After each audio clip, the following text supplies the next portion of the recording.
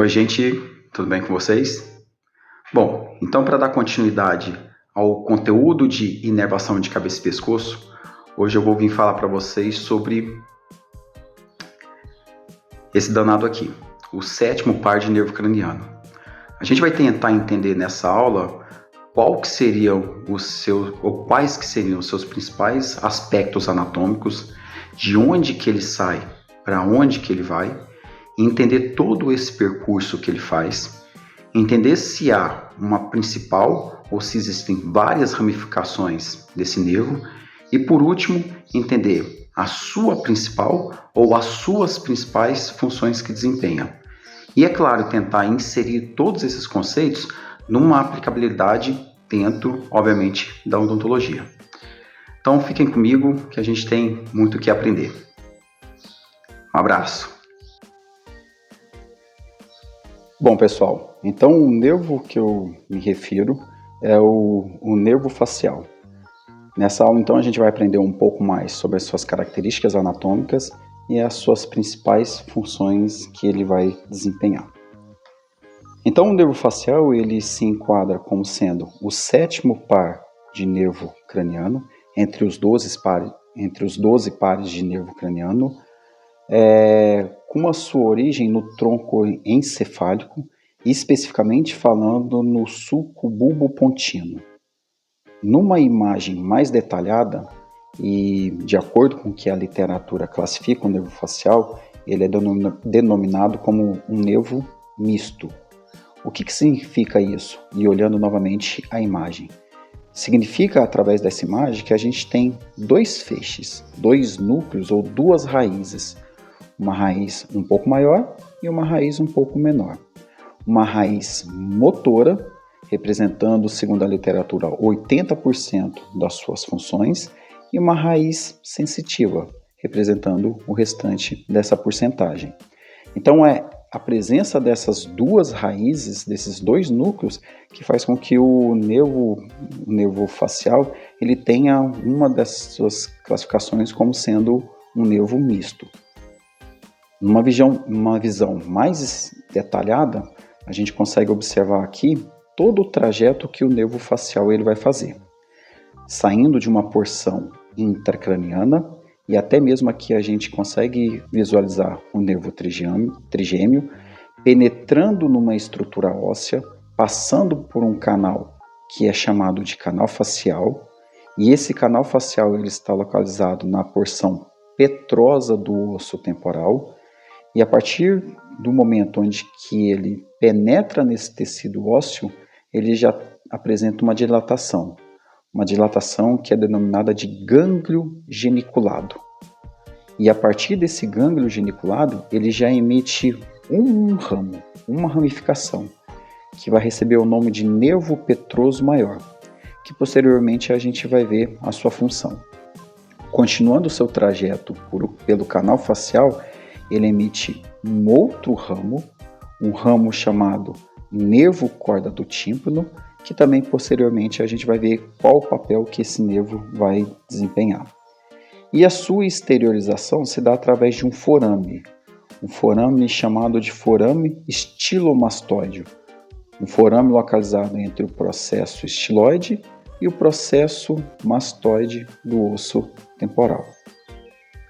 Numa visão mais ampla, a gente consegue observar nessa imagem o momento ou a imagem representando o local de exteriorização do nervo facial, justamente nessa região, próximo a esse processo mastoide do osso temporal, uma proximidade também com o meato acústico. E imediatamente após a sua exteriorização pelo forame estilomastóide, ele também já emite um novo ramo, o nervo auricular posterior. Então, falando especificamente agora da sua porção motora do nervo facial, da sua raiz motora, a gente observa que a partir da sua exteriorização pelo forame estilomastóide, o nervo facial ele tem uma relação muito íntima com a glândula parótida. E vai ser a partir da glândula parótida onde que o nervo facial vai emitir seus 5 ramos terminais, que que vão desempenhar essa função motora. Esses 5 ramos terminais do nervo facial são o ramo temporal, o ramo zigomático, o bucal, o ramo mandibular e o ramo cervical. E que se a gente observar com detalhe na imagem também, a gente vai ver uma íntima relação dos ramos terminais com o músculo da expressão facial. Então aqui está uma das funções que o nervo facial vai desempenhar com relação ao seu núcleo motor, a inervação, a participação na contração, na função motora dos músculos da expressão facial. Mais para frente a gente vai falar um pouco mais também dessa função secretomotora que o nervo facial vai desempenhar. Então, de uma forma didática, se a gente colocar a mão na face do paciente, a gente vai observar os seus 5 ramos sendo representados por cada dedo que a gente apresenta. Bom, qual que seria essa associação dessa função motora que o nervo facial tem com a prática clínica? Existe uma forma de paralisia facial que ela é denominada paralisia de Bell, uma paralisia facial de ordem idiopática. O que seria essa idiopatia? Que não tem uma causa definida. Existem alguns fatores que estão associados com a paralisia, e entre esses fatores a gente tem os fatores virais. Entre os vírus a gente tem o vírus da herpes simples, que é o principal fator associado, e o vírus varicela zoster, que é o vírus da catapora. Bom, quais são as características clínicas de uma pessoa que apresenta essa paralisia de Bell? A ausência de expressão facial de forma unilateral, a boca torta unilateral, a dificuldade ou ausência de conseguir piscar o olho, a dificuldade ou ausência de conseguir franzir ou enrugar a testa, o aspecto realmente de face caída, de face cansada, mas tudo sempre de uma forma o quê? Unilateral.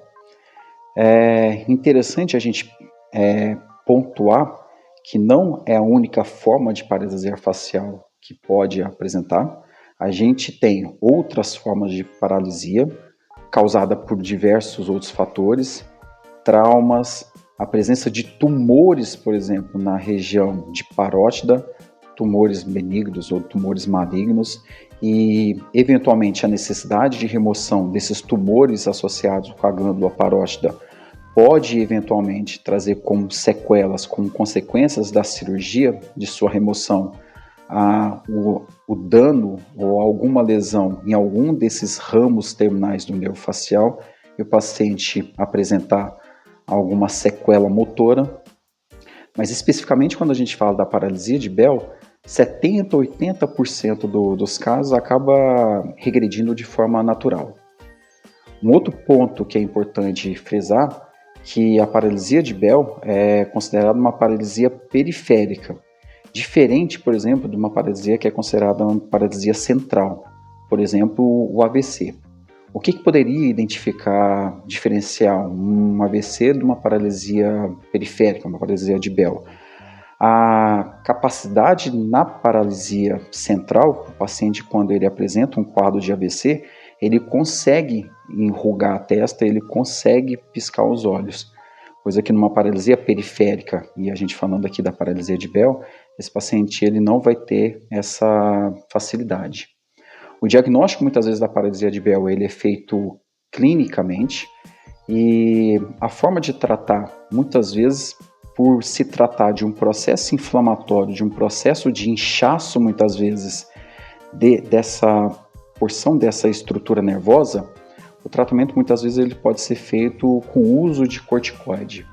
O uso de laser terapia também é interessante. A fono, às vezes, pode ser importante para alguns pacientes e a fisioterapia também. O uso de corticoide ele vai ser muito interessante de ser utilizado, principalmente se for diagnosticado numa fase precoce, em até 48 horas depois que começam a aparecer os sintomas. Bons exemplos que a gente tem na mídia de paralisia de Bell, a gente tem o jogador de futebol de salão, o Falcão, que disputou uma Copa Mundial apresentando a paralisia de Bell, e mais recentemente a gente tem o cantor Justin Bieber, também com uma paralisia facial periférica, mas com uma pequena diferença. A paralisia facial do cantor Justin Bieber foi foi categorizado dentro de um grupo de síndrome chamado de síndrome de Ramsay-Hunt, que é causada especificamente pelo vírus varicela zoster. A literatura citava antigamente como forma de tratamento das paralisias periféricas o uso de antivirais, por ter, obviamente, os fatores virais como fatores associados. Mas, recentemente, algumas revisões sistemáticas e meta-análise mostraram que a utilização dos antivirais tem pouco efeito terapêutico nesse tipo de paralisia facial. Dentro ainda desse contexto, com relação à paralisia, a porção motora que o nervo facial ele apresenta, um ponto que merece muita atenção é os procedimentos que a harmonização orofacial você pode se desempenhar. Existem limites de atuação, limites anatômicos de atuação do cirurgião dentista com relação aos procedimentos de harmonização orofacial. E aqui, se a gente olhar nessa imagem aqui, a gente vai ter o terço superior, médio e inferior, e ainda poderia incluir o limite frontal do ocioide, que estaria um pouco abaixo desse limite inferior. E também como porções laterais, as regiões de tragos a tragos, que seriam as regiões onde que o especialista em harmonização orofacial ele pode exercer. Lembrando que nessa estrutura, em toda essa estrutura anatômica, a gente tem justamente todos praticamente ramos terminais do nervo facial relacionado com essa porção motora. E procedimentos mal executados, mal planejados, podem eventualmente trazer sequelas motoras para esse paciente que está sendo submetido a um procedimento estético. E por fim, a gente tem a sua raiz sensitiva, a sua porção sensitiva do nervo facial. Novamente, na imagem que já foi mostrada anteriormente, a gente tem aqui a presença do gânglio geniculado, emitindo um primeiro ramo, que é o nervo petroso maior, que vai ter uma função secretomotora importante com relação à lágrima, com relação a glândulas da mucosa de palato mole, a glândulas da nasofaringe e glândulas da mucosa nasal. E continuando com seu trajeto intrapetroso, a gente tem um outro ramo, o nervo corda do tímpano, que a gente consegue observar nessa estrutura a sua união com o nervo lingual. Bom, e aqui numa imagem mais detalhada, a gente vê justamente essa união do nervo corda do tímpano com o nervo lingual. A função do nervo corda do tímpano, que é um ramo sensitivo do nervo facial, ele se junta ao nervo lingual, mas essa união serve apenas para fazer o trajeto da sua porção sensitiva para outras estruturas. E quais seriam essas estruturas que o nervo corda do tímpano vai participar com relação à sua parte sensitiva? A inervação gustatória, especificamente dos 2 terços anteriores da língua. Responsável, então, aqui pela função do paladar do paciente, mas especificamente, novamente, dos seus 2 terços anteriores. Além disso, como eu havia falado anteriormente, uma outra função que o nervo facial tem é a sua função secretomotora, que está enquadrada nessa função sensitiva dele. Uma inervação secretomotora acompanhando o nervo lingual das glândulas submandibular e sublingual, que tem grande participação na produção, obviamente, de saliva.